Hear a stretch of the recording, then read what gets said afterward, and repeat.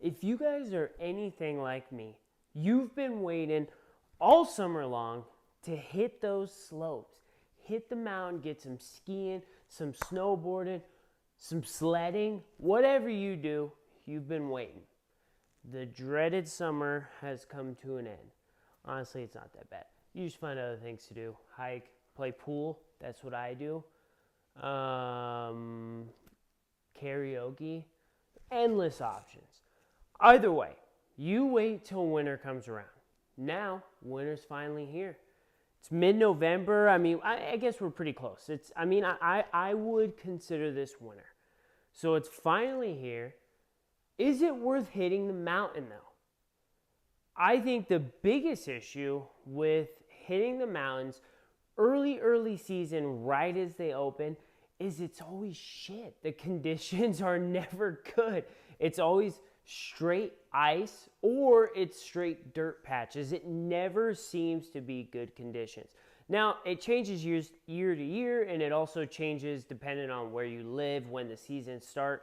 But here's the deal. I just moved to Utah from Arizona, and out here, most of the mountains are about to start opening up. A few already have, and most are going to be open in the next week or so. Some of them a little bit longer than that. So, my thought is, I want to talk to you guys about whether or not it's worth hitting them that early. Should you go opening day, or should you wait maybe, a couple weeks after, or at least a couple days so you don't hit opening day traffic? But if you want really good snow, should you wait a couple weeks after?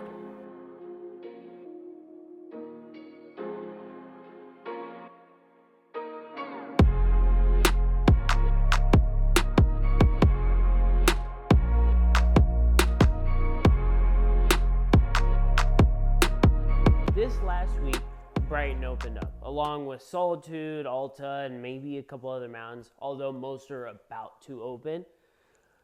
I figured I would check out and see if it's worth it. Now, really, I just want to snowboard. I got a brand new board at the end of last season, which was such a bummer I couldn't ride it. I got it towards the end, because the end of season sales come in. They ship it to me, I get it, there's a big hole through the middle. Not through and through, but there's a big hole probably halfway through the depth of the board, maybe a little bit more. And I'm like, what is this? It was obviously UPS's fault, because you could see a hole went through the box, through the bag that the board was in, and then through the actual board. So something must have went like all the way through and then screwed it up. So I had to send it back, didn't get a chance to ride it, and because I had to wait a couple more weeks for another board to come in. So the other board finally gets here. The lifts at my local mountain are shut down, so a bunch of people are going up there and basically just hiking and getting one last day in. So that's what I did. I did it for like 2 hours, and I was like, this is not worth it. This is way too much hiking. It's one thing to hike the park up and down, but when it's icy conditions, it's getting hot out, like we're going into spring, like end of spring, summertime, and you're just hiking up and down, it's not worth it. It wasn't fun. So I wouldn't say I really got a chance to ride the board. So I wanted to ride it yesterday. I got a ticket to Brighton. It cost me $47, not bad, plus a $5 charge for the little day pass. So not bad. I was like, I'll check it out. Now, I have a ticket to Park City. I have the Epic Pass. So Park City's opening up this week, and I plan on going there next, and I'll talk about that later. But I just wanted to do something. I wanted to get out there, try the board, see how the snow was out here, see how the mountains are, and I was shocked. I was really shocked with how everything happened. I honestly didn't expect it to be the way that it was. I'll do a quick review of Brighton from somebody who's going for the first time, keeping in mind that it's not a full review. They only had 1 or 2 lifts open, so I didn't actually get to fully check out the mountain, but I got a feel of the one lift, and the one lift that they had open, or the 2, and kind of meeting the people and the conditions. Obviously, though, like I said, full disclaimer, I mean, this is not a full review. I didn't get a chance to ride the full mountain. So Brighton had 2 lifts open that day. They had Majestic and a Bunny Hill open. So I pretty much stayed on Majestic the whole day.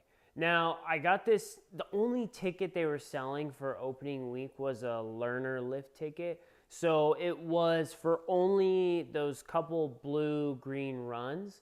But it wasn't bad. I was really pleasantly surprised. So they set up a little park. I was driving up there because I didn't know what to expect. I didn't know what they had set up. I didn't know if it was just going to straight up be a bunny hill and that's it. I've never gone before. I tried looking at the cams online, but couldn't get like a full view of what the runs and the terrain actually looked like. So I was hoping they had something. And then you get there and you see they have jumps. They have a small park. They have some rails. They have boxes. They have all this stuff. And I'm like, thank the Lord, man. Thank the Lord. There's something I can do. And then also, like, on top of that, they had small tree runs where, you could kind of cut in and out of the trees, do some side hits, and you'd pop out back into the actual trail. So it wasn't bad at all. So we start driving there. Me and my roommate went. And it's starting to come down. Like the second you start to get towards Solitude and Brighton area from Salt Lake, the snow just starts coming down. And we get there and it's full on. I mean, I would say that pretty much the whole day it was consistently snowing. So it was either at least a little bit of flurries, or it was probably halfway between flurries and a blizzard. So the snow was coming down pretty good. It wasn't like a full-on blizzard, but it also wasn't like a light snow. It was consistent. It was a good amount, so I was pumped. It was one of those days where it was foggy enough to bust out the clear lenses so you could actually see.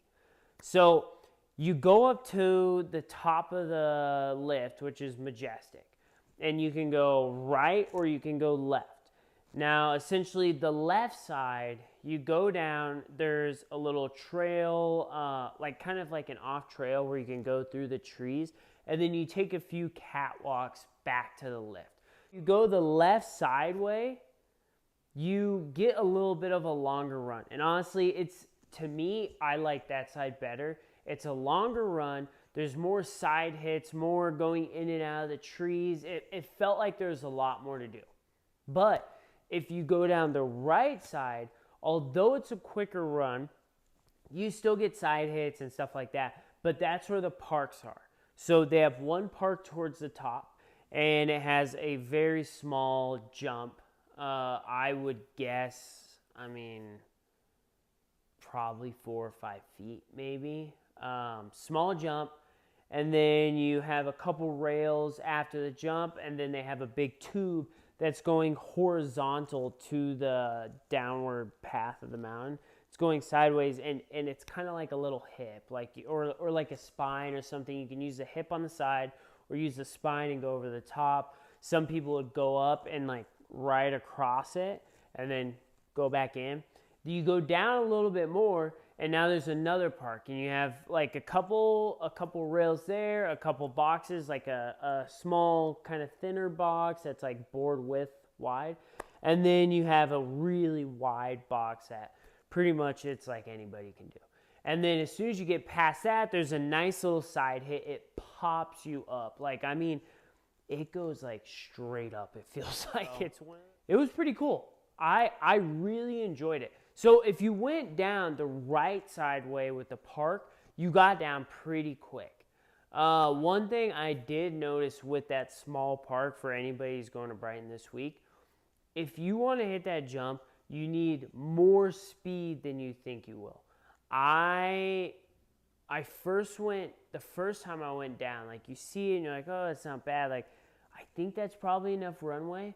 But you realize when you're actually going down, because you go over the park, like you go overhead when you're going up the lift. And it looks like it may be enough runway. It's a small jump, so it kind of has a little downslope before you get to it, so you think it's going to be enough. But you get there, and there's kind of like a little trail. It like curves around, and then comes around, and then you enter the park here. So as soon as you come this way, it kind of goes up a little bit over here and then back down before you enter the park. So you dump so much of your speed when you hit that little uphill area. So what I notice is like you really can't brake check. You got to make sure people aren't sitting at the jump from like a while back and then go, because otherwise you're not going to make enough speed. You're going to knuckle it, which honestly, it's such a small jump, it doesn't really matter anyways, but you're not going to be able to throw anything off it, that's for sure, which I wasn't doing anyways. For me, I mean, it was first day of the season. I'm just trying to get my snow legs. I'm trying to get used to it again. I'm not new, but I've been doing it for a few years now, so I'm still kind of like getting into the jumps and trying to hit rails and trying to hit other things like that. So I'm not fully there, so I'm just getting used to it. I'm not even trying to hit anything. I'm just trying to jump it and maybe do like a board grab or a shifty or maybe at best like a 360, and which I didn't even end up going for. But you gotta keep the speed. You check way back there and then you go. You can't speed check. If you go through it honestly and you don't speed check at all, you'll still be fine. I think you lose enough speed. I mean, unless you're going from the top and like you don't stop at all, but from the point where there's like a little rock area, you'll see like a big rock. If you keep all your speed from there, you're not going to have any issues hitting that jump. And you'll know what I'm talking about when you're there. So it was nice. I love seeing a little bit of park and stuff like that. A big thing I like too is the trees. Because it was coming down so much, the trees were good to hit too. Sometimes you go and like you see tracks going into the trees, and so you're like, oh yeah, it. Like if they went, I can go. So you go in there, and now you see like all these rocks are sticking out of the ground. You got freaking shrubs and sticks and rocks, whatever, all poking out of the snow, and it's like, when you get out of that area, your board, the bottom of your board or skis is going to have claw marks down it because you just scratched the shit out of it on everything in there. But it wasn't like that. There was a couple spots where you could see like, yeah, don't go through there. There's a rock there, whatever. It's not like it was that deep of snow. But it was enough to where you could get through pretty comfortably. You go through the tree area, and then you kind of pop out. There's a little side hit. It was nice. The snow conditions were really good for beginning of season. It wasn't all iced out. I will say they are groomed runs. I think they are. They weren't like the corduroy pattern, but I'm pretty sure they were groomed. But the top maybe inch or two of the snow was loose. So it didn't feel bad, like you could go over, you can carve nice. There was ice spots here and there, but not many of them. I really didn't have a lot of issues going over ice spots. It was overall pretty smooth. The top was nice and loose. The bottom was packed in, which is great for hitting jumps and side hits. Like I know you already know, if it's super powdery, the jumps just deteriorate. And if it's super icy and you're not confident with jumps, they're pretty sketchy. So it was kind of that perfect in-between to get used to the season. It was way better than expected. I would highly, highly recommend it to anybody who's thinking about going to Solitude or Brighton.